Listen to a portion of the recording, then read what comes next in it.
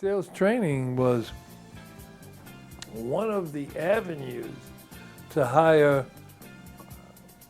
positions in IBM. It was one of the elite positions that you took to go from one position to a higher one. And when I was there as the only black instructor, it was a while before another one came, and that was Ernie Lindo from, it was California, Pasadena, I believe.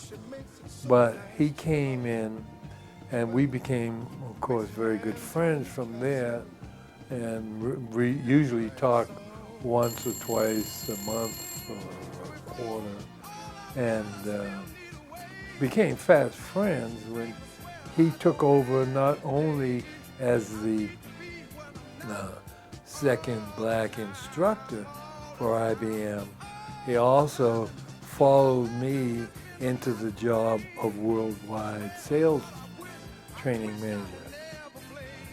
Ernie Lindo. I joined IBM in March of 1965, and Bob there was like two waves of blacks going into IBM in sales, and we were the first waves going into IBM, and there was only a handful of us. And I was in sales in Glendale, California, and after a successful 2 years in sales, I was audited, if you will. I went back to sales training, and at that point, I was observed, and it was decided that I should get a promotion into sales training, and that's where I met Bob. Bob was also a staff instructor at sales training, and he was the only dark face in sales training at the time, so he needed somebody else to, pair up so that we were well represented. Well, I joined IBM in Portland, Oregon in 1970.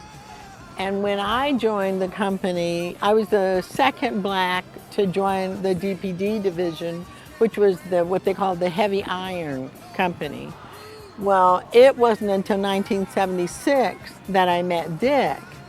And Dick told me that, he had joined IBM probably 6 years before I did. And the experience he had was, of course, he lived in Topeka. They needed some blacks at IBM. He was a fireman for 13 years in Topeka. And somebody, a good friend of his who was working for IBM in Los Angeles, called him and said, "Would you like to work for IBM?" And he said, "I don't know anything about IBM." And he said, "You don't have to know anything. They teach you everything you need to know." So Dick said, okay. He flew to Denver, they interviewed him, and they hired him. So he had to go away to sales school. When he went to sales school, he said there was not another black in the office. And when he went to sales school, there was not another black in the class. But the instructor was black. So he was very impressed with Bob. Bob Jones was one. He was in personnel. It was the manager of headquarters personnel. There was also Gary Booker, who was one of the first salesmen in IBM, and was also the father of present-day senator from New Jersey, Cory Booker. And Carolyn, his wife, was a pioneer also in IBM in those days, early 60s and 70s. Bob was like a mentor. He taught me the ropes. He let me know that the rest of the guys in sales training, they were going to have their eye on me because they thought my resume was too good. And the reason why I say that is because the perception at that time was that you were hired because you were black. And consequently, whatever you did or whoever you are. There's this whole mentality as to what you are, and so you know, that was a real great experience, and Bob and I became very, very close. From that experience, I can honestly say that I have never known another man that I could call brother more so than Bob. Bob Mitchum was the instructor. And this is what he said about Bob. He said he was a good looking man. He said he was handsome. And I said, oh yeah, right. What would you know about a good looking man? He said, no, really, he was a good looking man. I said, well, what kind of instructor was he? He said he was very clear.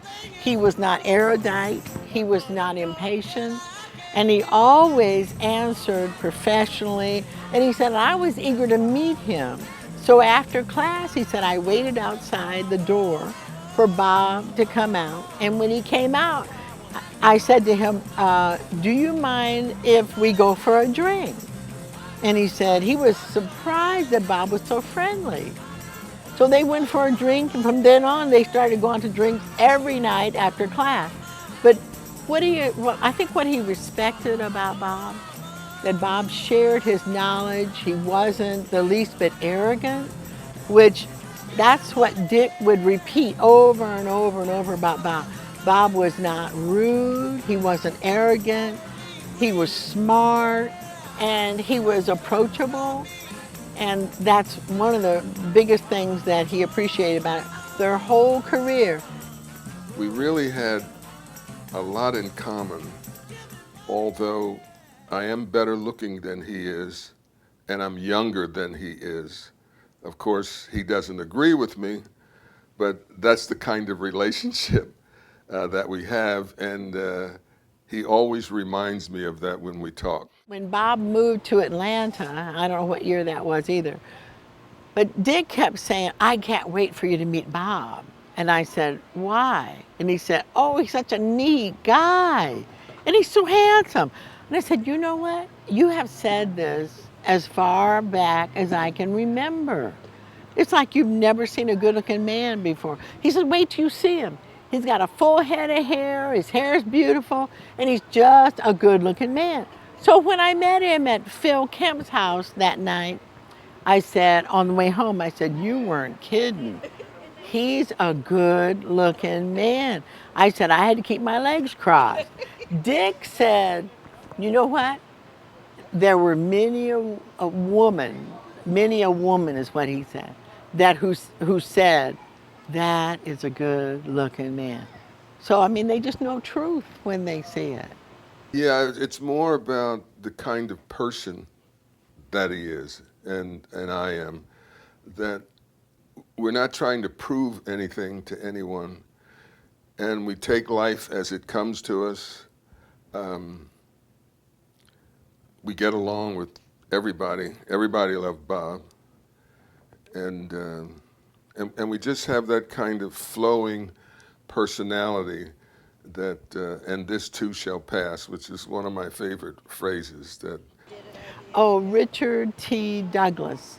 He started out as a salesman, then he went to Omaha as a sales manager, then he went to Chicago as a regional HR person, then he went to Wichita as a branch manager, and then came to Atlanta in 1978 as a branch something or other, I can't remember the title.